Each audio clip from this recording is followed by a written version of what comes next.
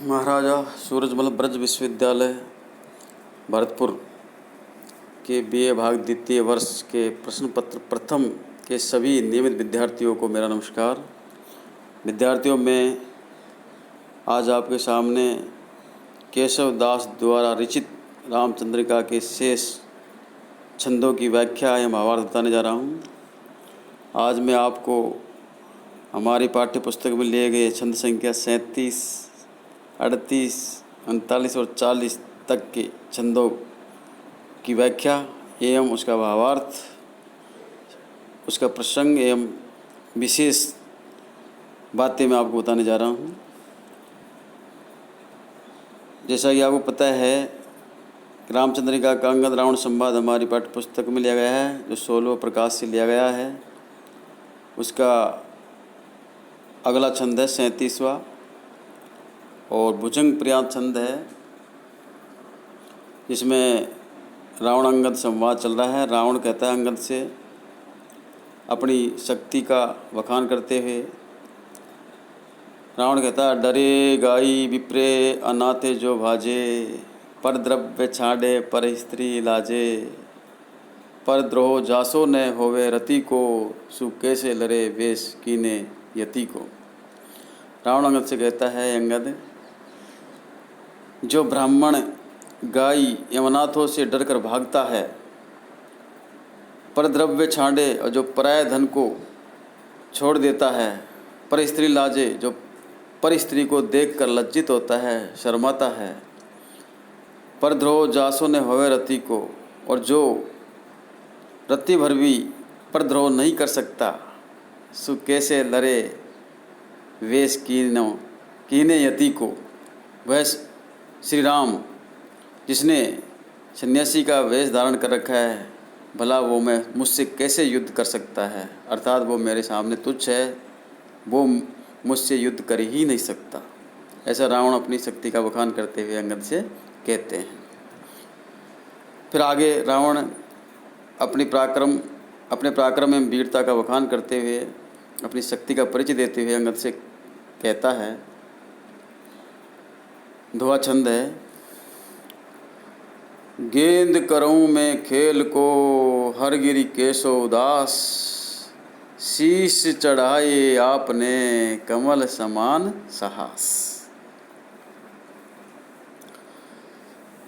रावण कहता है अंगद से, ये अंगद, मैंने कैलाश पर्वत को गेंद के समान समझकर खेल खेल में ही उठाकर मैं यहाँ पर ले आया हूँ, और शीश चढ़ाए आपने कमल समान साहस, साहस यानी प्रसन्नतापूर्वक, और मैंने प्रसन्नतापूर्वक अपने सिरों को भगवान शंकर के ऊपर कमल की तरह न्यौछावर कर दिया है, अर्थात समर्पित कर दिया है, अर्थात चढ़ा दिया है। तो रावण इसमें अंगद से अपनी वीरता और पराक्रम का वर्णन करता है और अपने आप को राम से श्रेष्ठ सिद्ध करना चाहता है। इसमें उपमा अलंकार है, अनुप्रास अलंकार है और दोहा छंद है। रावण की इन बातों को सुनकर इसके जवाब में अंगद कहता है, इसमें दंडक छंद है, जैसो तुम कहत उठायो एक गिरवर, ऐसे कोटि कपिन के बालक उठावही, काटे जो कहत शीश काटत घनेरे घाग, भगर के खेले कहाँ भट पद पावही, जीतो जो सुरेश रन साप ऋषि नारी ही को, समझऊँ हम द्विज नाते समझावही, गहो राम पाई सुख पाई करे तपि तप, और सीता जू को देव देव दुंदुबी बजावही। इसमें अंगद रावण को समझाता है और समझाते हुए, परामर्श देते हुए कहते हैं कि हे रावण, जैसा तुम कहते हो कि मैंने कैलाश पर्वत को उठाया और कैलाश पर्वत को, शिव पर्वत को उठाकर मैं लंका में ले आया, तो ऐसे पर्वत तो हमारे बंदरों के बालक है, वो करोड़ों पर्वतों को उठा सकते हैं। तो इसलिए तुम्हारी इसमें कोई महानता नहीं है, कोई वीरता नहीं है, ये कोई बड़ा काम नहीं है, कि तो हमारे बंदर के बच्चे भी कर सकते हैं। जैसे तुम कहते उठाए हो कि गिरिवर, ऐसे कोटि कपिन के बालक उठावई। और काटे जो कहते शीश काटत घनेरे गाग, भगर के खेले कहाँ भट पद पावई। और तुम जो कहते हो ना कि मैं अपने शीश को कमल की तरह, कमल के समान समझकर प्रसन्नता पूर्वक मैंने शिव को समर्पित कर दिया, ऐसे तो बहुत जादूगर जो होते हैं वो कई सिर काट कर खेल दिखाते रहते हैं, बच्चे का सिर काट कर, तो भला वो कौन सी भटकी पदवी पाते हैं, अर्थात वो योद्धा नहीं कहलाते हैं। ये तो मदारी जो होता है जादूगर वो भी कर देता है सिर काटने का काम।